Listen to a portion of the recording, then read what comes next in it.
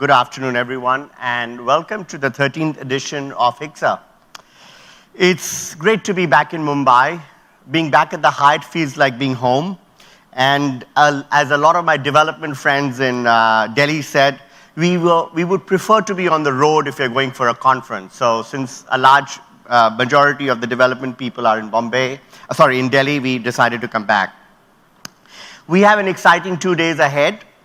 And we have some of the biggest names. I see David right in front of me in the hospitality business. Our registrations are up. We have crossed 477 delegates as of this afternoon, which is around 10% higher than what we had last year in Delhi. That perhaps could be an indication of maybe the industry, things to come, because typically if people are coming and paying to come to a conference like this, obviously there's a serious intent to either learn or to kind of network. And it's interesting, we have had more owners today than we've actually ever had. So if I look at our going back, the ability of HICSA to be able to attract owners and owners from smaller cities, Indore, Bhopal, Agartala, places that we don't typically would relate that a hotel could get built, necessarily branded hotels would go into. It's interesting to see that. I want to thank our sponsors, in particular Make My Trip, who will be joining us this evening to give away the awards. And of course, all the partners that are out here. I also want to thank our state partner, Andhra Pradesh Tourism. They were with us last year, and they are probably one of the most progressive states. And it's good to have them back. And of course, let's talk about, before I get into the main presentation, let me see if I can take this over. Can I have? Yeah. So who do we have out here is, like I said, 477. Participation is up. If we were to break that down further, we wish we could have a better gender mix amongst us. This is something which I think the hospitality industry needs to really push. We need to see more women, people coming forward and them being pushed. This doesn't even meet the criteria that Lok Sabha is trying to achieve. So as a private sector, we should be ashamed of that we are not able to push and get more women to attend. In terms of international versus domestic, 16% international. Wish that could be higher. So who's really in the audience? I think it's very important over the next couple of days as we discuss as to who we have with us. The brands obviously represent the largest group at 28 or 29%, but followed very closely by owners and developers. And if you add the institutional owners at the bottom, they're really leading the pack. So that was something that is very interesting. Of course, there's a whole bunch of other people, consultants, that's predominantly HVS, I hope. So we've got you covered from all sides. And in terms of where they're coming from, 17 or 18 countries represented across the spectrum. And clearly Singapore is where a lot of the brands are based, and therefore a lot of the corporate people from the brands have come from there. Before I move on to my uncensored presentation, I think I just want to make a request. We do have the Hotel of the Year awards. That is something that you should have voted already. If you have not voted, please do put in a vote either on your app, which you can do, or at the registration desk. We will be closing the voting at 5, and then later this evening we would be giving out the awards. So let me start, and when you organize a conference like this, you can kind of tend to get busy, as you can see, right? And so I like to keep my presentation called Uncensored because it allows me to make the changes till the very last minute and, talk what I really want to talk about. But if I was to actually look at what am I going to talk about, so I've been with HVS for 22 years, and I came into India 20 years ago. And one of the things we started doing was collecting a lot of data, which we still do as an organization. And earlier this year, I was saying, what am I going to talk about? And I said, let's look at how things have changed in the last 20 years. Because it's interesting to know, whether we're doing the right things and so forth. So I'm going to spend a bit of time on that. I'm going to talk about our management contract survey that we did 2 years ago. We're going to redo that this summer, and I want to give a kind of a preview to that to all of you. And then we're going to talk about a bit about energy and benchmarking, something that I've invested in, and I've been talking about that at practically every HICSA now for the last 6 HICSAs. So what has changed? How has the world changed in 20 years? So the first thing, of course, is very obvious. We have more people amongst us, and the population has grown significantly, if you look at how much, but it's a big number. A third of the world's population today is now online, and this is probably the single biggest change that we would have seen in the last 20 years, because how we market, how we sell, what we do, what we talk about is all related to this. And I'm not too sure this generation, and I'm putting myself in that generation, really understands the power of all these things that are on the left side of my screen. We didn't have any of this 20 years ago. So you can just imagine, just think about it. We didn't have any of these things. And that today, that 1/3 of the world's population is using it, needs us to start thinking differently. And unfortunately, the hotel industry is not a leader when it comes to new stuff. We're always the followers. And therefore, that's the challenge. There are other sectors that have done far better than us, and we haven't. So what's really happening here? We're traveling more, and we're traveling far. Today, when we talk about research, we don't use brochures anymore. We use blogs. When we need a travel agent, we perhaps don't look at travel agents. We go to TripAdvisor to give us advice as to where we're traveling. We don't look at guidebooks perhaps anymore, which you find in bookstores, but we look at apps. We have started flying low-cost airlines instead of regular airlines. You've got, remember the Kodak company that we used to get that yellow thing? We used to take that, you used to get 24 or 36. Today, we have moved on to selfies. Who needs Kodak anymore? Tourist maps have become Google Maps. We don't do expensive phone calls. When I came 20 years ago, I had no business, and my bill used to be 16 rupees for incoming calls and 16 rupees for the outgoing call. Today, my bill is nothing because I'm using Skype or Viber. And when it comes to communicating in a restaurant, we don't need menus. Today you have everything on an iPad, or if you're in China or something, you can use a Google translator to kind of communicate. So the whole way we have looked at the last 20 years has kind of somewhat changed. And of course, HVS, I was the first office in Asia with 6 offices, and today we have 52 offices around the globe. So that's the change in the last 20 years that we have seen. When I made this presentation, or if I had made this presentation in '97, how many brands did we have? I could have put all of them on one page. And I'm sorry if I've got the wrong logo, or I'm sorry if I missed you out back then, but that's really where we were. And today, I can't fit them into one page because I need a page for some of the luxury hotels. I need a page for maybe the upscale hotels. And I'm not going to argue with the brands who might believe they need to be in a particular position or something. So we just we didn't label the top. Or you could be in mid-market, or you could be in budget. And I need 4 slides, and it's much more crowded. By the way, did anyone notice that the budget brands had the most colorful logos, and the upper upscale luxury had less and less color? But we won't talk about colors today. That will be another time, maybe. So what's happening to the source markets, right? We must know where our target audience is coming from. How has that changed, right? So obviously SAARC, for those of you outside, are our neighboring countries. China, look at China. And India is still not getting enough people from China. But in many countries, that number is even more staggering. But I can bet with you that China will give us the highest growth rate in the years to come. And the only thing that the Indian and the Chinese government need to do is to have more flights between the 2 countries. The day we have more flights, your hotels will be full. So as an organization, whether it's WTTC, whether it's different bodies that we have out here, we really need to start pushing the government to create more flight infrastructure between India and China, and direct flights, not via Singapore, not via Bangkok, not by anywhere else.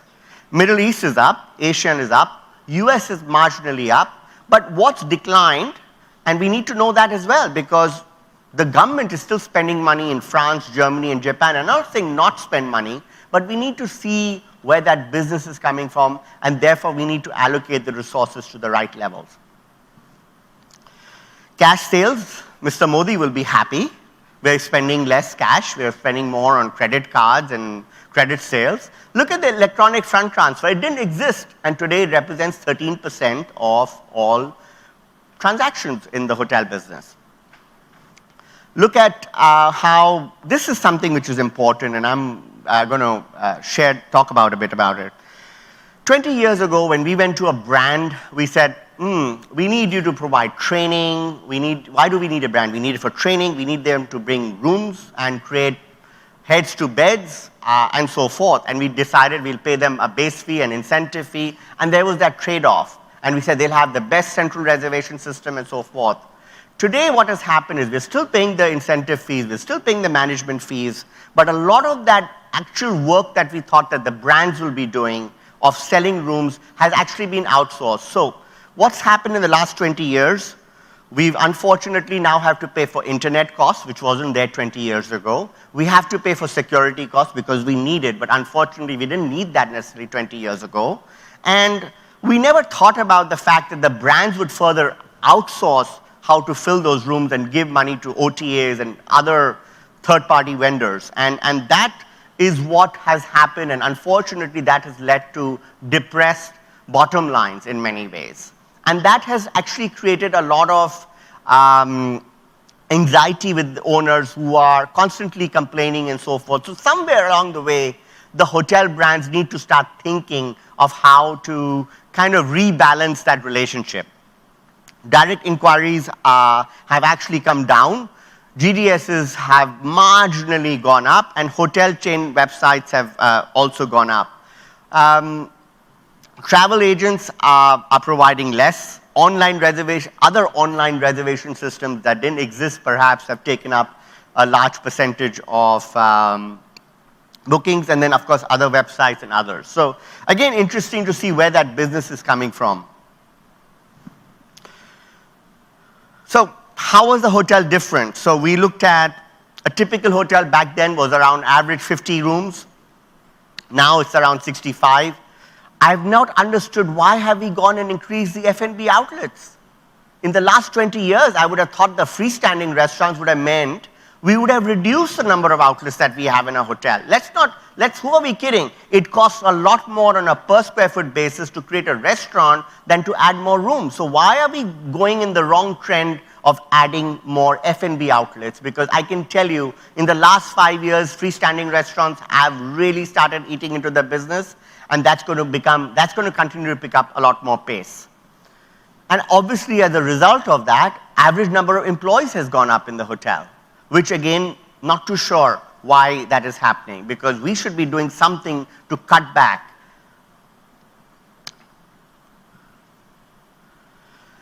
I'm not too sure how relevant this is. It would have been wrong on my part if I had not put a OC and rate kind of comparison, but these are all cyclical. I know other speakers will talk about cyclicality, but it's interesting and it's a little bit scary that if you were to look at a RevPAR growth on a CAGR basis for an all-India number, we've only grown at 2.2%, which is below inflation, and in dollar terms, we're going the wrong way. Again, I'll put a caveat. We have opened a lot more budget hotels. We have opened a lot of those hotels. So maybe the right way would have been to take a comp set of 100 hotels back then, what they were performing at and looking at where they are. And I know this number would have been better. But this by itself is something that we shouldn't be too proud about. So very quickly to kind of summarize, expenses. Departmental expenses have gone up from 24% to 35 or 36% if we were to round it off. Operating expenses have gone up marginally to 31%. We've done a better job on the fixed expense side, but then net incomes are down, and down more than 25% from what they were. So overall, not a very good picture of how hotels have performed in the last 20 years.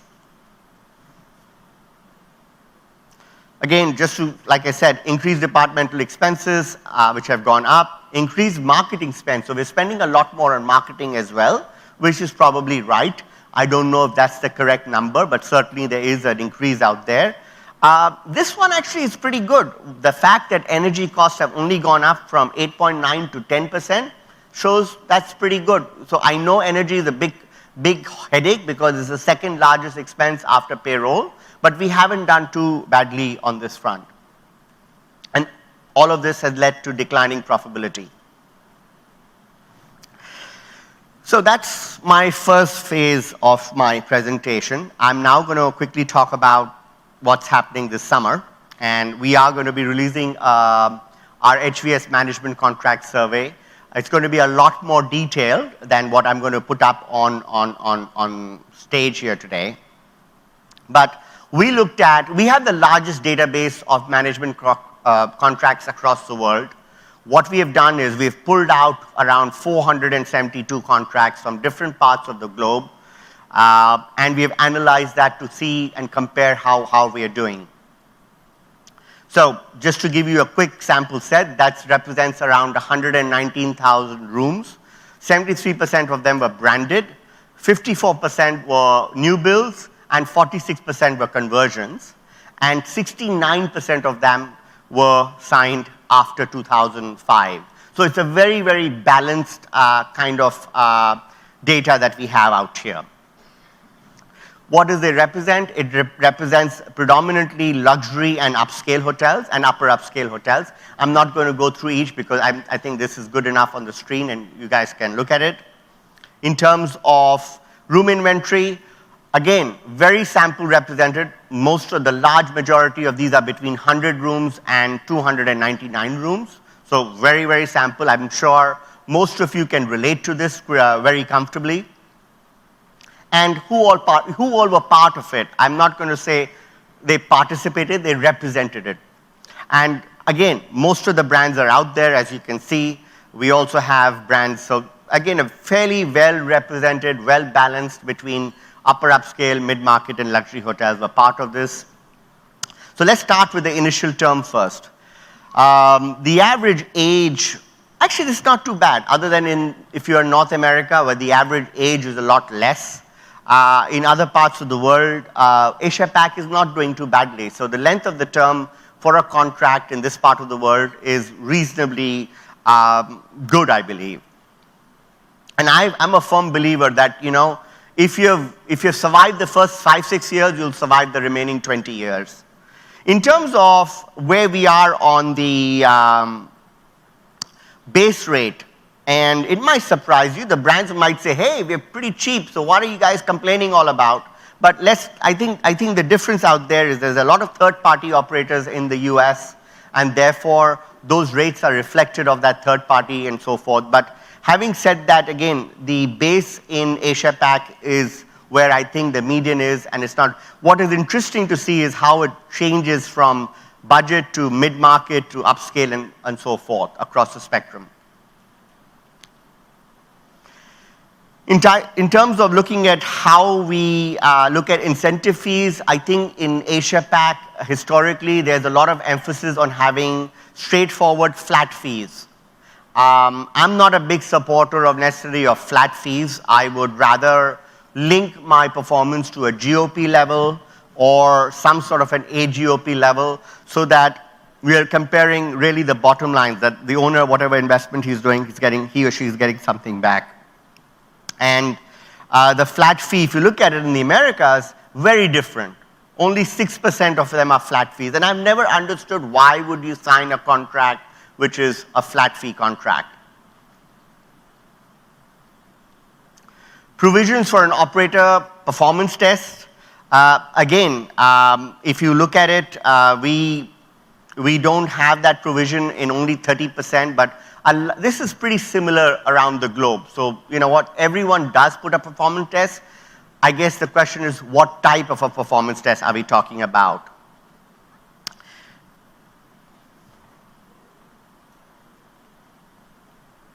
So since we are on the question of performance tests, let's talk for a minute about that. So I think most of you are familiar that typically 85% is the threshold that gets thrown out when you ask for a performance test. That if you're above 85%, we'll probably, if you're below that, we will probably sign some sort of a termination, or we'll get penalized in some ways. Look at the difference. In the Americas, 55% of the contracts have that threshold at higher than 85%, compared to Asia Pac, where only 10% of that have it higher than 85%. And again, South America is no better. When we look at it from a RevPAR threshold, again, whichever way you want to look at RevPAR, want to look at any other threshold, the Americas are providing you with a far better contract. And I don't want people to get excited about it. There are other things in a contract. Part of it was, if you remember 3 or 4 slides ago, the cost of a management contract in the Americas was higher. Therefore, people are paying for that. I don't know, Steve is in the audience, but Steve has always said that I would rather pay a % higher with the provision that I can have either a tougher performance test, or I can declassify that hotel if I don't want them, and so forth. So you obviously have to pay for it, but at least it should be on offer. Provision for an owner's priority, that is something which is relatively new. But again, the statistics share with you that we are worst off in Asia Pac when it comes to owner's priorities, because development heads don't even want to talk about owner's priority in this part of the world. That is beginning to change, and maybe that 9% is somewhat reflective of that. But when you look at that compared to other parts of the other parts of the globe, look at the Americas, look at even the other 2 regions are far ahead. So I think we will start seeing a lot more owner's priorities being talked about. And newer brands, I see some people, the newer brands, particularly the domestic brands, need to understand that. Domestic brands perhaps don't even, they'll talk about it, but I haven't seen too much of that happening right now. Key money, again, I'm not a big supporter of key money, but when you look at key money being provided in other parts of the world, South America, I don't know what's going on out there. Maybe they're just bribing their way through. But certainly, we're not very different. And I'm not a big supporter. You know what? Key money, if it has to be paid, it has to be a strategic location, and it should be perhaps a conversion. I just don't see why an owner should be asking for key money for a greenfield project. I'm not a big supporter of that. This again was quite interesting to see contract termination upon sale. This is a normal feature if you want to sell a hotel. It certainly happens in the US because a lot of the institutional players own these hotels in the US, and they need this provision. And again, I think this is something which should be there, and we'll need to play catch up. And again, this is not India statistics, this is Asia Pac. This morning at the owners' meet, I actually gave this entire presentation as if it was just for the Indian market, and we spoke about that. Contract termination without cause. Again, a sensitive subject, brands don't even want to talk about that, but I can tell you that at least in 6 contracts in the last 5 years that I have signed, we've got that clause in there. With again, just 1 or 2 brands. So I would put that caveat in that some brands are willing to talk about that, and it comes after a 5-year or 7-year lock-in period, but it's there. But my view is, guys, if you're not getting along, go for a divorce, and go for an amicable divorce rather than to fight or to say that we don't get along and so forth. So I think this is something that we should perhaps work towards. So all of that is coming this summer. We will be releasing it in June, hopefully, and we'll share with you the synopsis at that time. The last part of my presentation is just quickly on HVS, energy and benchmarking. This is something I started 5 to 6 years ago. We are doing this out of Miami, and I have a couple of people working out there, and we're predominantly currently selling to the US market, which is where we think the greatest potential is. But I think we're now at a stage where we can go out and at least start talking to the big brands. Energy cost is what, 10 to 12% for most hotel companies. And you know what, if we can help you shave off 20%, why would we not look at that? Because 20% over your portfolio of energy costs is still 1 to 2%. So that's something to look at. We created and invested significantly into developing a platform for the same. And I know you can't probably read that, but what it does is creates a dashboard on your screen, pretty much telling you on a daily basis, on an on-time basis, whether your energy cost is up for a particular day. You can monitor this by the machines that you have in the hotel. How are you doing against your budgeted numbers? Over a period of time, if you have a portfolio roll-up, you could compare a portfolio of 100 hotels, should have all of them on a dashboard, and the revenue manager, for example, of the company or the chain can look at it and say, why is it that these are my worst 5 properties? So let's focus on improving those worst 5 properties and get that fixed, because that would probably lead to significant savings. It's really the first of its kind, been created for hospitality. We're not a product company, so we're not trying to sell you a product and say, you know what, you'll need to buy our Mitsubishi generators or X, Y, Z. And by the way, I'm not picking on any company, but we're really there to give you an analytical basis of where you can save energy costs and monitor it much more efficiently. Again, just a slide to show on energy as to how utility costs can vary between budget and how you're actually performing. Again, we've had a few owners who have signed on. We have a few, 3 or 4 fairly large institutional players who have signed on with us because they're asset managers. And our goal is to really try and become one of the leading platforms for that at a very low cost. We're charging currently $600 per year per asset, and it's pretty good. But we need to, and if you were to come overseas or Asia Pac, we will look at portfolios. We won't look at individual hotels at this stage. Just a very quick thing, the first 10 hotels that we looked at last year had an average saving of around 100,000. And if you're interested, you can reach out to me and we'll take it from there. And thank you so much. I look forward to seeing you over the next 2 days and hope you have a great conference. Thank you.